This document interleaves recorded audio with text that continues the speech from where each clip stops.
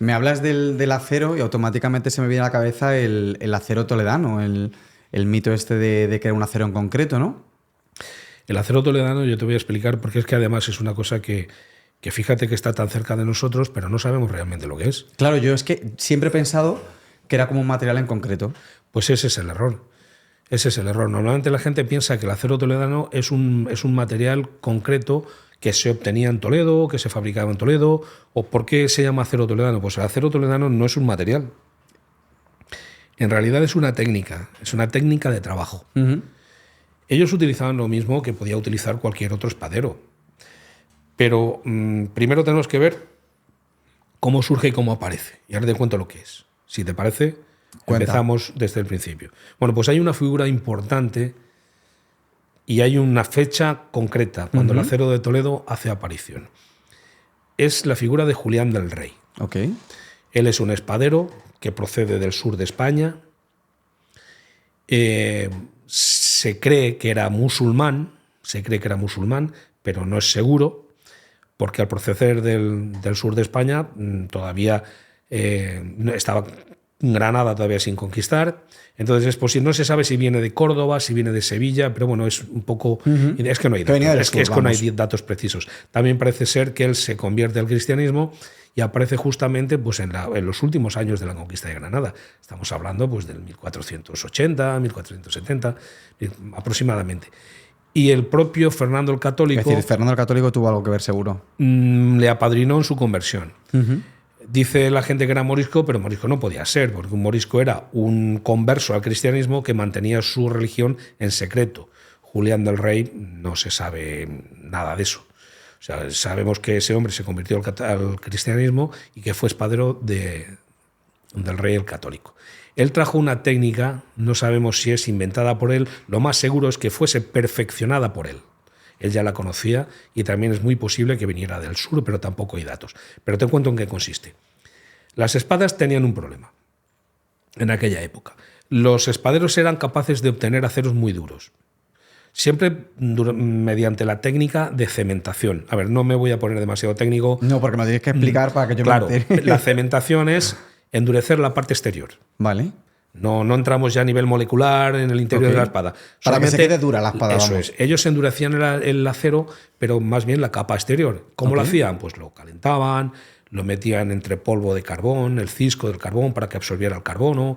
Algunos molían huesos de animales, otros hacían... En fin, ellos inventaban todas las técnicas posibles para que el acero absorbiera carbono, que es lo que le da la dureza. La dureza. El acero es hierro más carbono.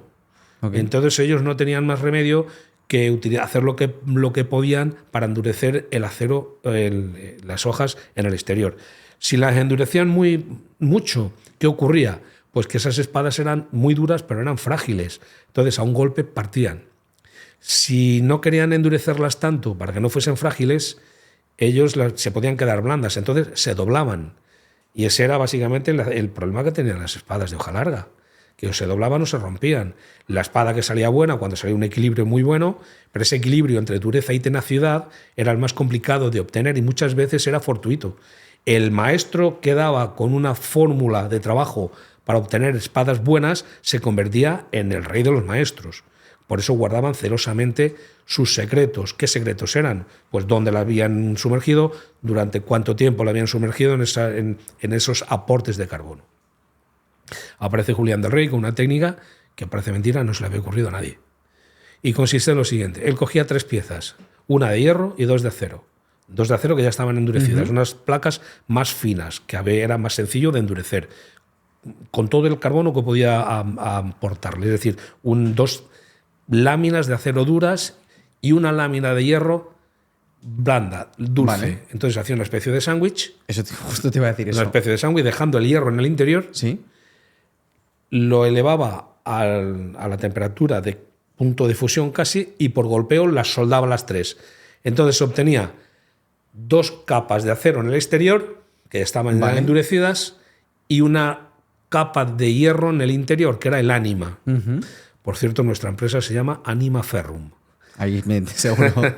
Quisimos hacer un pequeño guiño ahí en homenaje a ese alma de hierro al acero toledano. Entonces, ¿qué obtenemos ahí? Pues obtenemos una hoja que en el exterior es duro, es cortante, tiene una calidad excepcional en el exterior, pero al mismo tiempo ese ánima de hierro es la que aguanta si recibe un golpe, es la que le aporta tenacidad. Entonces tenemos una mezcla entre dureza y tenacidad perfecta.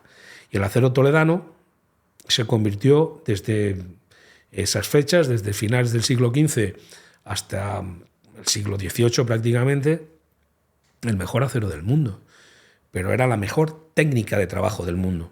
Y entonces se extendió rápidamente por todo el mundo, entiendo. Por todos sitios. Qué curioso, yo tenía por aquí apuntado que había una parte que era como más leyenda y era que a veces para enfriar el metal metían la espada en sí dentro del agua del río Tajo y tenía como ese agua tiene unas propiedades que hacía que fuese más duro o algo así, ¿no?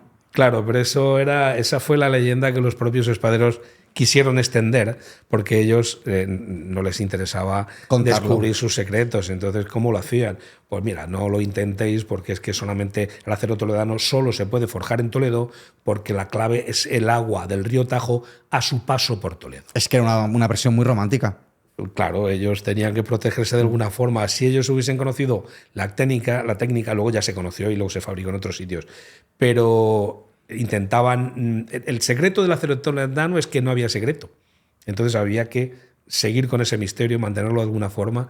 Entonces lo achacaban a las arenas del Tajo, a las aguas del Tajo y a 1000 detalles más, pero ellos no lo querían decir. Siempre tiramos mucho del río aquí en Toledo. ¿Qué te parece si ahora damos como un salto en el tiempo y desde 1450, que imagino que sería esto, ¿no? Sí, bueno, a partir de a finales del siglo, finales del siglo 1500 XV, vamos a decir. Sí. Saltamos hasta el año 1777, creo, si mal no recuerdo, es cuando se inaugura la fábrica de armas de aquí de... 61, sí. 61, perdón. Es el... Bueno, el 61, luego el 77 es cuando se mudan, cuando ¿no? se cambian, sí. La primera fábrica se montó pues en la calle... En el casco, además, en el mismo casco, sí, en donde está hoy el Consejo Consultivo de Castilla-La Mancha. Consejo Consultivo. En Núñez de Arce. Sí. Núñez de Arce me sonaba más rico. Un poquito más abajo de la abadía. Vale. Ahí estaba, que era un antiguo palacio, y ahí se montó la fábrica de armas y luego ya se cambió a lo que es hoy el campus universitario. Aprovechaban la energía del río para mover unas grandes ruedas antes de que hubiese electricidad. Esas grandes ruedas movían unos ejes que se desplazaban por los techos de las naves y de ahí bajaban unas poleas a cada una de las máquinas. Ellos tenían pulidoras, ellos tenían sierras, ellos tenían todo tipo de maquinaria que podemos tener hoy en día, pero en versión antigua y se movían con la energía del río. Bueno, pero eso imagino que se convertiría en una de las fábricas más importantes a nivel mundial, europeo en fabricación de armas. Sí. Y además vino... Bueno, la idea de la fundación de la fábrica de armas en principio fue el de suministrar al ejército español. Pero también es verdad que el papel más importante que tuvo la fábrica de armas en Toledo es que salvó el oficio. La espadería estaba en declive. Claro, es que había un montón de toledanos que seguramente, antecesores toledanos que han trabajado allí y que imagino que muchas familias comerían gracias a la fábrica de armas. Sí, mi abuelo trabajó allí muchos años. Se reunieron todos los artesanos que había en España, porque Toledo era un centro de producción de espadas desde muy antiguo. Luego se consolidó con la fabricación del acero toledano, pero cuando ya la espada ya no era un arma de uso en el ejército, al menos siempre ha sido la espada, siempre ha sido un arma secundaria. Pero llegó un momento que ya solamente prácticamente se fabricaban sables y lanzas y poco más. Entonces, lo que era la espadería toledana llegó un momento que entró en un declive importante. Cuando se funda la fábrica de armas, se reúnen a todos los maestros que había en toda España y traen aquí a Toledo lo mejor de la espadería que había en toda España. Y esto le da un empuje a la ciudad impresionante y vuelve a salvar el oficio. El oficio se renueva y vuelve a nacer, porque ya en ese momento estaba a punto de desaparecer. Aquí en Toledo podía haber 4 espaderos contados. Pues en ese momento se multiplicaron. Es que servían solamente a la espadería civil. Entonces ya el civil no llevaba espada como un siglo antes. Entonces lo renovaron todo, entonces se volvieron a poner de moda las espadas, ya empezaron a suministrar al ejército y de nuevo la espadería toledana resurgió.